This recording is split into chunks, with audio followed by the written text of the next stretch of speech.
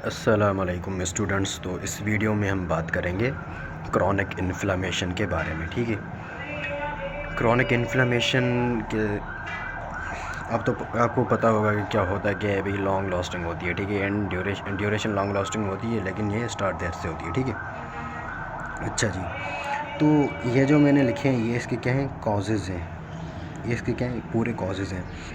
Number 1 पर आता है आपके पास क्या, माइकोबैक्टीरियम ट्यूबरकुलोसिस। ठीक है, माइकोबैक्टीरियम ट्यूबरकुलोसिस में जो इन्फ्लेमेशन होती है वो आपके पास क्या होती है, बहुत ही लॉन्ग लास्टिंग होती है, वो क्रॉनिक होती है। ठीक है, एंड सेकंड पर आते हैं आपके पास क्या, in hypersensitivity reactions. Hypersensitivity reactions में आपके पास दो चीज़ें आती हैं। एक तो जो है ना, इनअप्रोप्रिएट या फिर लो स्टिमुलेशन ऑफ इम्यून सिस्टम। इसमें आपके पास जो एग्जांपल्स आते हैं, कौन सी डिजीज़ में ये होता है, आपके पास है rheumatoid arthritis and multiple sclerosis. ठीक है, एंड देन आपके पास है अनरेगुलेटेड इम्यून सिस्टम।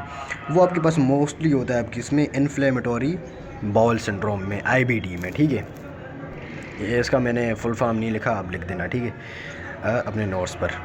देन आपके पास prolonged effect of toxic agent. Let suppose हम बुक में जो एग्जांपल दिया हुआ है आपके पास क्या है, सिलिका। अब देखो, सिलिका आपके पास एक तो नॉन डिग्रेडेबल होता है, एंड आप जब इसे लॉन्ग टाइम तक जो है ना रेस्पायर करते रहते हैं तो ये आपके पास लंग्स में एक डिजीज़ काज करती है, जिसे आप क्या कहते हैं, सिलिकोसिस, और उसमें क्रॉनिक इन्फ्लेमेशन होती है। तो ये इसके कॉजेज़ थे। इसमें जो है ना मेन रोल जो है ना सेल्स करेंगे, जो मेन रोल है ना इसमें आपके पास होता है मैक्रोफेजेस का एंड टी लिम्फोसाइट्स का, तो वो हम करेंगे। ठीक है, अच्छा जी। तो हाँ, स्टार्ट करते हैं।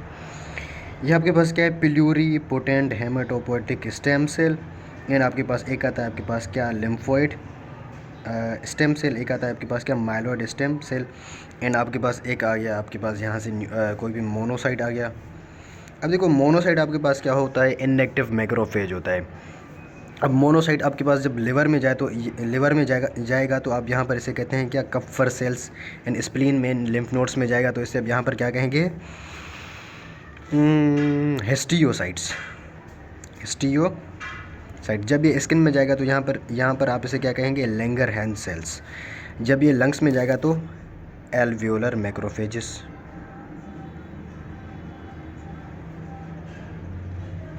किडनी में जाएगा तो यहाँ पर इसे आप क्या कहेंगे, मेसेंजियल सेल्स।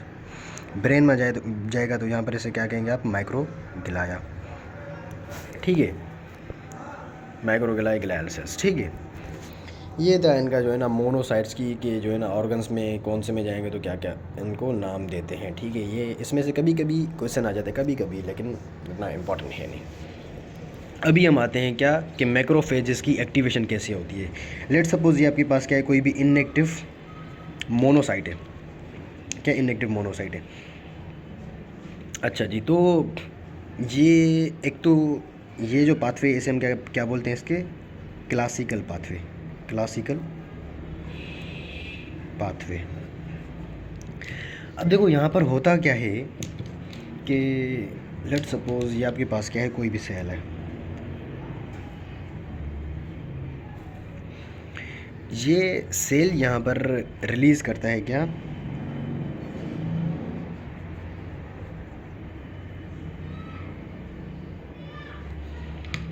ये सेल यहाँ पर रिलीज़ करेगा क्या,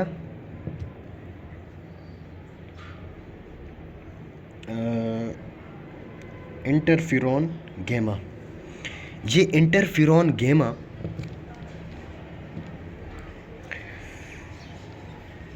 ये आपके पास इस सेल का नाम है आपके पास क्या सॉरी, टी हेल्पर 1 सेल। ये रिलीज़ करेगा इंटरफेरॉन गैमा, और फिर जो ये इनएक्टिव मोनोसाइट है ये एक्टिव मैक्रोफेज में कन्वर्ट हो जाएगा। जब ये एक्टिव मैक्रोफेज में कन्वर्ट हो जाएगा तो ये एक्टिव मैक्रोफेज रिलीज़ करेगा Ross, nitric oxide, lysosomal enzymes. ये तीनों चीज़ें आपके पास पता है क्या करती हैं, ये तो पढ़कर आए हम। दीज आर दी माइक्रोबिसाइडल मतलब क्या करेंगी, माइक्रोब को किल करेंगी। एंड फेगोसाइटोसिस, क्या, फेगोसाइटोसिस। जब फेगोसाइटोसिस कर रहे थे तो मैंने आपको वहाँ पर बस सिर्फ इनका नाम ही बताया था, रॉस का बताया था। इन तीनों, ये तीनों चीज़ें जो ना आपके पास किस में इन्वॉल्व होती हैं, फेगोसाइटोसिस में होती हैं। लास्ट है आपके पास क्या, किलिंग। ज़ाहिर है फेगोसाइटोसिस करेंगे तो उनके बाद उसके बाद किलिंग ही करेंगे, ठीक है। रोल ऑफ अच्छा, ये मैक्रोफेज ये चीज़ें रिलीज़ करेंगे, उसके बाद ये एक और चीज़ रिलीज़ करते हैं जैसे आप क्या कहते हैं, इंटरल्यूकिन 1 एंड इंटरल्यूकिन 23। ये इन्फ्लामेशन करवाएंगे या कॉज करेंगे इन्फ्लामेशन, ठीक है जी। सॉरी। ये था पूरा आपके पास क्या, क्लासिकल पाथवे। अब देखो जो ये मैक्रोफेज यहाँ पर एक्टिव हुआ, इस मैक्रोफेज को यहाँ पर यहाँ इसे क्या कहेंगे आप, M1 सेल। कभी कभी जो है ना M1 सेल के जो है ना ये सारे पूछ लेते हैं, ठीक है, और जो है ना ये इसके फंक्शंस पूछ लेते हैं। ये आपके पास क्या था, क्लासिकल पाथवे था। अब देखें यहाँ पर ये एक और पाथवे है,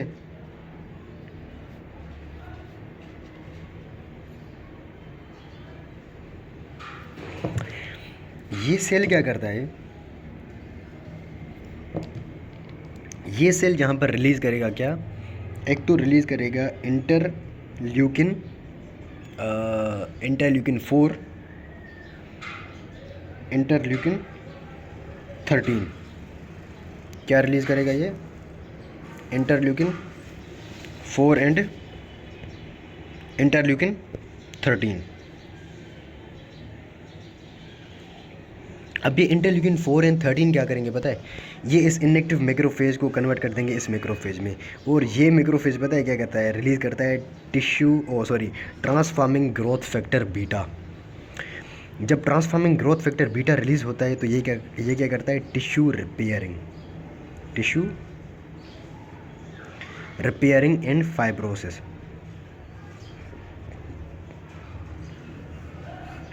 ठीक है। और ये सेल और भी एक और चीज़ रिलीज़ करता है जैसे आप क्या कहते हैं, interleukin 10 and transforming growth factor beta. ये दोनों चीज़ें जब एक साथ होती हैं तो ये दोनों आपके पास क्या इफ़ेक्ट देती हैं, ये दोनों चीज़ें आपके पास होती हैं एंटी इन्फ्लेमेटोरी इफ़ेक्ट देती हैं ये दोनों, ठीक है जी। अच्छा, सो सिंपल है। तो इस मैक्रोफेज को हम क्या कहेंगे, M2 मैक्रोफेज, एंड इसे हम क्या कहेंगे, T हेल्पर 2 सेल। सही है, T हेल्पर 1 का फंक्शन ये था, T हेल्पर 2 का फंक्शन ये था, एंड M2 का ये फंक्शन था। अच्छा, ओ मेन चीज़ तो मैं भूल गया, इस पाथवे को हम क्या बोलते हैं, अल्टरनेट पाथवे। क्या,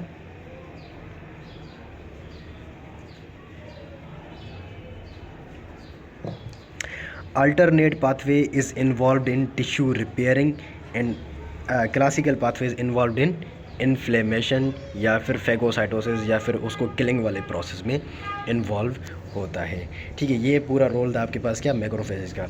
अब देखो जब ये किलिंग कर गया, फेगोसाइटोस किया इसने, जब ये फेगोसाइटोस करेगा तो ये मैक्रोफेज पता है क्या, इस मैक्रोफेज को मैंने यहाँ पर लाया है, ठीक है, इसको मैंने यहाँ पर लिया है जो फेगोसाइटोस कर गया, ठीक है। अब देखो जब ये इसको फेगोसाइटोस करेगा तो इस मैक्रोफेज को अभी हम मैक्रोफेज नहीं बोलेंगे, इसे हम बोलेंगे एंटीजन प्रेजेंटिंग सेल। ये एंटीजन प्रेजेंट करेगा किसको, टी हेल्पर सेल्स को, ठीक है, टी हेल्पर सेल्स को। जब ये एंटीजन प्रेजेंट करेगा टी हेल्पर सेल्स को, तो टी हेल्पर सेल्स में से जो है ना टी हेल्पर सेल्स एक्टिवेट हो जाएंगे। टी हेल्पर सेल्स जब एक्टिवेट होंगे तो टी हेल्पर सेल्स में जो है ना हमारे पास 3 डिविजन्स आती हैं, ठीक है। एक T helper 1, T helper 2 and T helper 17। अब देखो टी हेल्पर 1 इंटरफ्यूरॉन गेमा रिलीज़ करेगा। इंटरफ्यूरॉन गेमा का फंक्शन क्या था, ये था ना, इंटरफ्यूरॉन गेमा क्लासिकल पाथवे को एक्टिवेट कर रहा था ना, ठीक है। तो टी हेल्पर 1 मोस्टली आपके पास जो वायरल इन्फेक्शंस होते हैं, वायरस प्लस बैक्टीरियल इन्फेक्शंस में, इन ऑटोइम्यून डिजीज़ में, ये आपके पास जो है ना टी हेल्पर 1 बहुत ज़्यादा वर्क करता है। क्या, ऑटो इम्यून डिजीज़, ठीक है जी।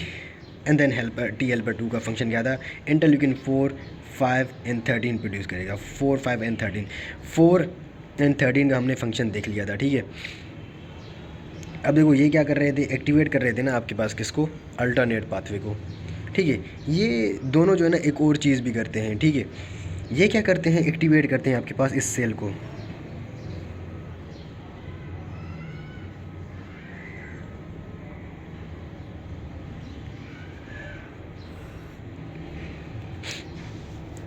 ये क्या है आपके पास, यूजिनोफिल आपके पास बायलोग न्यूक्लियस होता है ना उसका, ये क्या आपके पास बायलोग। तो यूजिनोफिल आपके पास रिलीज़ करता है क्या, मेजर बेसिक प्रोटीन्स।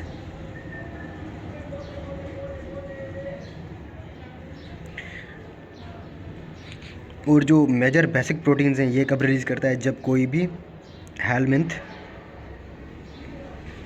या फिर कोई भी पैरासिटिक जो है ना इन्फेक्शन हो, या फिर आपके पास क्या हो, एलर्जी हो। एलर्जी भी IgE मीडिएटेड, ठीक है। अच्छा, यूजिनोफिल इन दोनों ये दोनों चीज़ें करवाता है, ठीक है। एक तो पैरासिटिक रिएक्शन में एक्टिवेट होता है और दूसरा एलर्जी में, और ये दोनों MCQs आते हैं, ठीक है, ये दोनों MCQs आते हैं। तो इसका मीन क्या हुआ, मतलब टी हेल्पर 2 सेल का फंक्शन क्या है, ये क्या था, वायरल में, बैक्टीरियल एंड ऑटो इम्यून में। तो ये किस में एक्टिवेट होगा, पैरासिटिक एंड एलर्जिक रिएक्शंस में। सिंपल है ना। अच्छा जी, तो ये भी हो गया हमारा। लास्ट ही हमारे पास क्या, interleukin 17 T helper 17 anti release करेगा इंटरल्यूकिन 17। इंटरल्यूकिन 17 जब रिलीज़ होगा तो ये क्या करेगा, इंड्यूस कीमोकाइन सीक्रेशन। क्या, कीमोकाइन सीक्रेशन। जब ये कीमोकाइन सीक्रेशन करवाएगा तो ये रिक्रूटमेंट करवाएगा किसकी, न्यूट्रोफिल्स की। क्या करवाएगा, रिक्रूटमेंट ऑफ न्यूट्रोफिल करवाएगा, ठीक है। इंटरल्यूकिन 17 का बस यही फंक्शन है। अच्छा, एंटीजन प्रेजेंटिंग सेल्स का एक और फंक्शन होता है जो कि एक ये रिलीज़ करते हैं, एक केमिकल रिलीज़ करते हैं ये अपना, उस केमिकल का नाम है आपके पास क्या, interleukin 12। Interleukin 12 direct T helper 1 को एक्टिवेट करता है, ठीक है। सॉरी, ये था आपके पास रोल किसका, टी लिम्फोसाइट्स का। और मैंने जो है ना यूजिनोफिल का भी रोल आपको बता दिया है। इसमें थोड़ा सा मास्ट सेल का भी रोल आता है जो आपके पास जो है ना एलर्जी के रिएक्शंस में आते हैं। मोस्टली आपके पास जो भी IgE मीडिएटेड होते हैं, ठीक है। और ये बहुत ज़्यादा हिस्टामिन वगैरह रिलीज़ करते हैं और इनका साइड इफेक्ट भी होता है जो आपके पास जो है ना एनाफाइलेक्टिक शॉक में चले जाते हैं, ठीक है। ये तो इंपॉर्टेंट नहीं है, आपके पास जो है ना इनका रोल पता होना चाहिए। अच्छा, this is all about the chronic inflammation. उसके बाद हम मूव करते हैं किस पर, ग्रेन्युलोमेटस इन्फ्लेमेशन पर, ठीक है। अब देखो, ग्रेन्युलोमेटस इन्फ्लेमेशन की डेफिनेशन आपको पता होनी चाहिए। चलो मैं डेफिनेशन इसकी यहाँ पर लिख देता हूँ। इससे हम क्या कहते हैं, collection of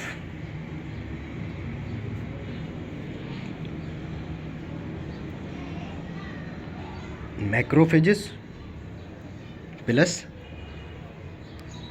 T cells, collection of T cells associated with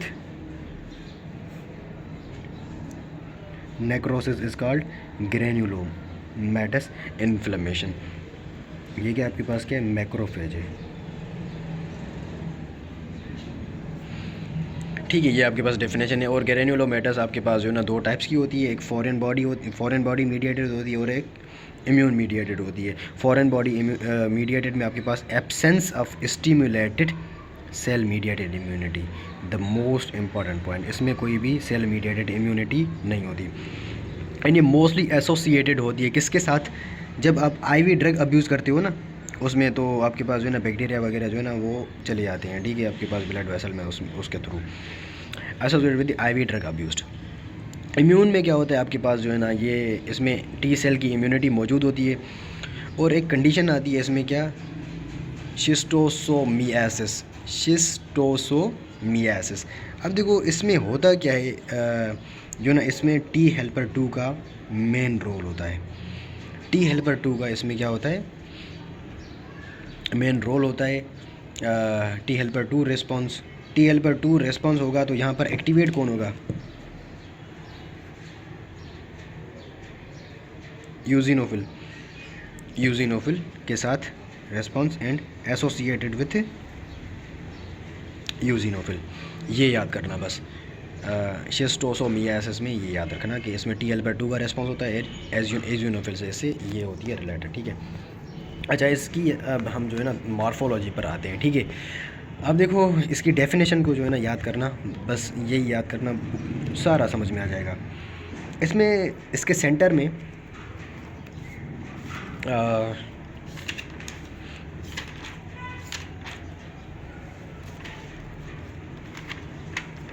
आपके पास इसके सेंटर में आपको क्या, मैंने क्या कहा था, नेक्रोसिस। यार किस पेन से लिखना चाहिए, चलो इससे लिखता हूँ। इसमें क्या होगा, ये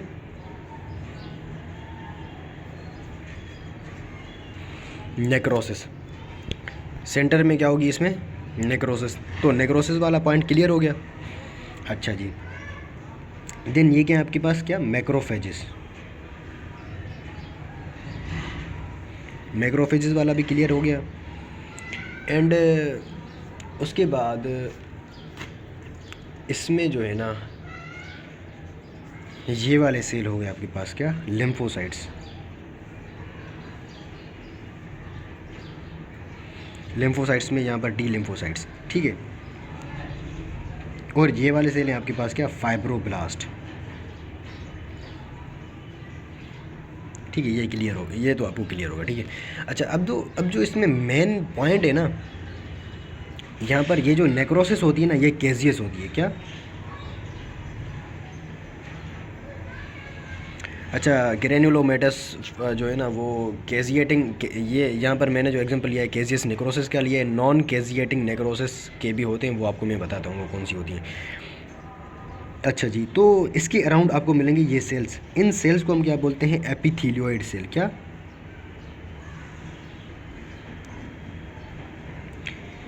बेसिकली एपिथेलियोइड सेल्स आपके पास मैक्रोफेज होते हैं। मैक्रोफेज आपके पास जो है ना एपिथेलियोइड सेल्स का जो है ना शेप जो है ना वो कर लेते हैं, अख्तियार कर लेते हैं। तो इसीलिए जो है ना मैंने एपिथेलियोइड सेल्स कहते हैं। और इनका जो साइटोप्लाज्म है वो आपको क्या मिलेगा, पिंक मिलेगा। इनका साइटोप्लाज्म आपको क्या मिलेगा, पिंक मिलेगा, ठीक है जी। मैं सबको पिंक नहीं कर रहा, बस जो है ना मेन पॉइंट थी मुझे समझानी, वो यही थी, ठीक है। इनका साइटोप्लाज्म आपको पिंक मिलेगा। अब देखिए ये एपिथेलियोइड सेल्स आपको एक जो है ना कलेक्शन में भी मिलते हैं। ये देख रहे हो, ये बड़ा सा सेल बना हुआ है एपिथेलियोइड सेल्स का। इसमें जो है ना मल्टीपल न्यूक्लियाई होते हैं। तो इस सेल को हम बोलते हैं जो है ना जायंट सेल, क्या, जायंट सेल्स। और इसका एक नाम है लैंगहैन जायंट सेल्स, क्या, लैंगहैन जायंट सेल, ठीक है। और ये पूरी इसकी क्या थी, इसकी मॉर्फोलॉजी थी, ठीक है। इनका जो है ना आपको साइटोप्लाज्म क्या मिलेगा, वो मिलेगा बेसोफिल मिलेगा।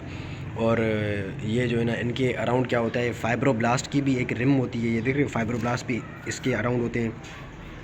और इनका साइटोप्लाज्म पिंक होता है। और जब ये एग्रीगेटेड हो जाते हैं तो एग्रीगेट होकर मिलकर एक क्या सेल बनाते हैं बड़ा सा, उसे क्या बोलते हैं हम, लैंगहैन जायंट सेल्स बोलते हैं, ठीक है जी। अच्छा जी, तो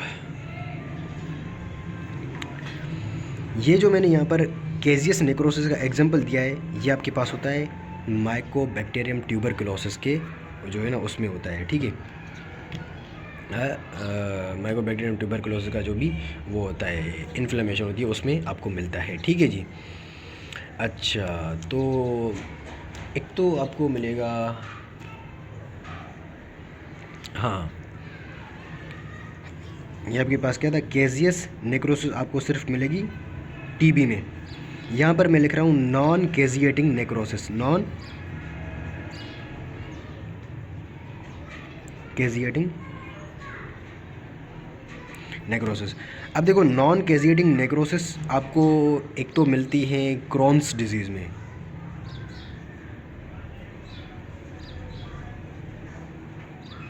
दूसरा आपको मिलेंगी सार्कोइडोसिस में, लास्ट है आपके पास क्या, लेप्रोसी।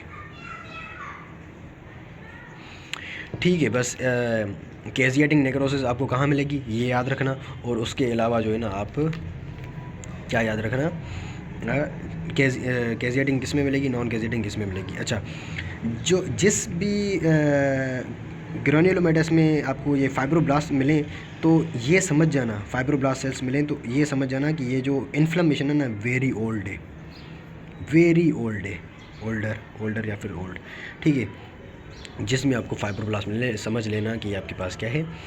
अच्छा, तो वो क्या है, ओल्डर है। ये इसकी क्या थी, ग्रेन्युलोमेटस इन्फ्लेमेशन की मॉर्फोलॉजी थी। ठीक है जी।